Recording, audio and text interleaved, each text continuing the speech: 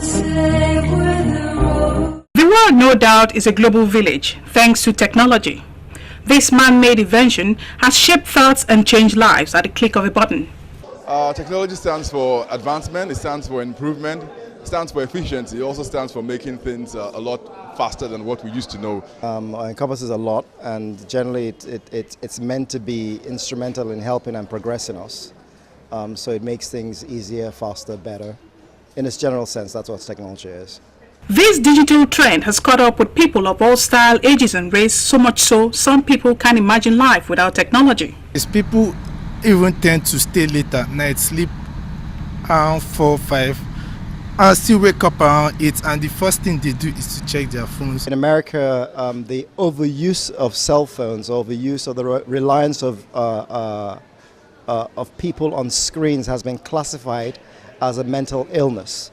One of the fastest growing technological trends in the world is the internet, particularly social media. The appeal has become so addictive that users can't seem to get enough of it. I would say it's both a blessing and a curse. I'd say that the bad side has actually taken its toll on Nigerian youths today. They seem to have gotten addicted to their phones.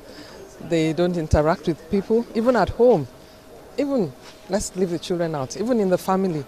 Everybody is just in their room on their phone, and we don't have this communal living where we all come together in the living room, we talk, we gist, we do all kinds of things.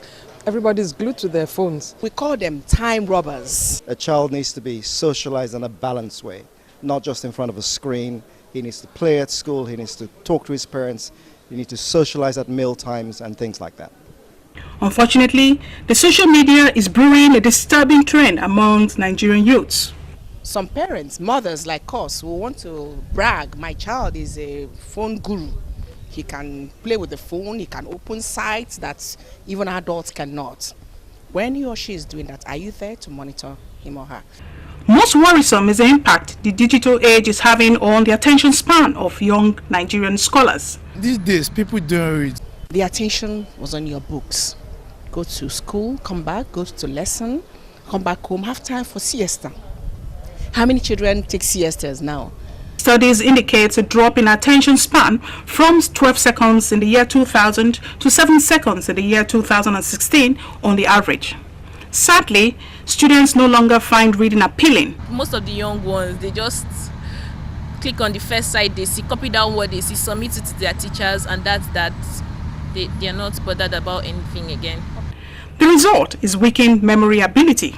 Amazingly, some students are hailing the internet, saying that internet is the best thing that has ever happened.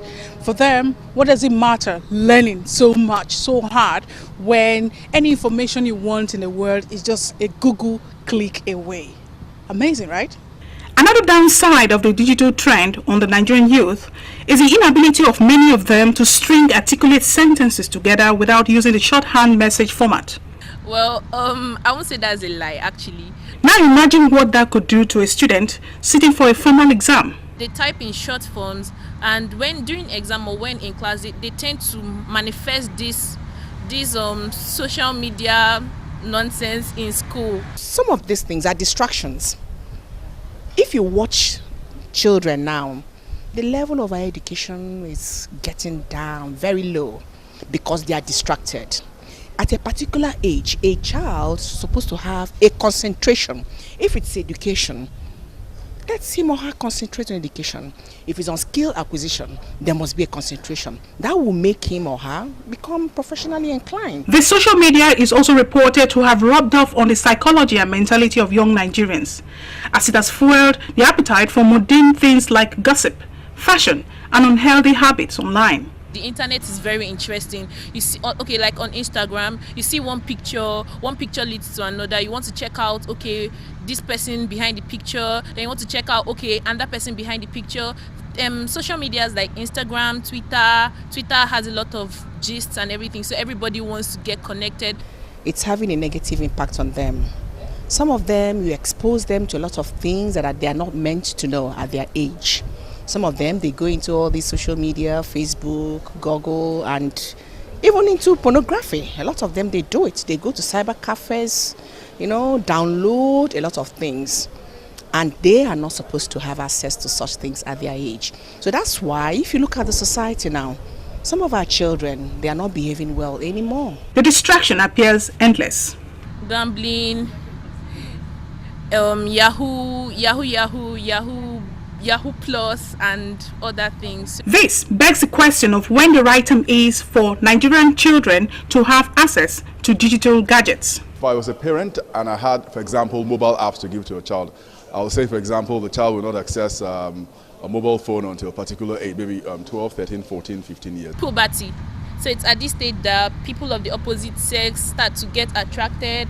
He or she starts to get attracted to the opposite sex. And in the course of doing these things, somebody can run into any trouble. If you're giving a child of less than 13 years a phone that like Android or BBM, you're just making him or her a social media addict. It has its advantages. It's just that it's very difficult to limit what they can do with it and what they can see on it.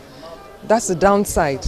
Your child that is about 14 or 15, you might be surprised. He or she knows more than you think. Now, before we raise our hands up in despair, there are no problems without solutions.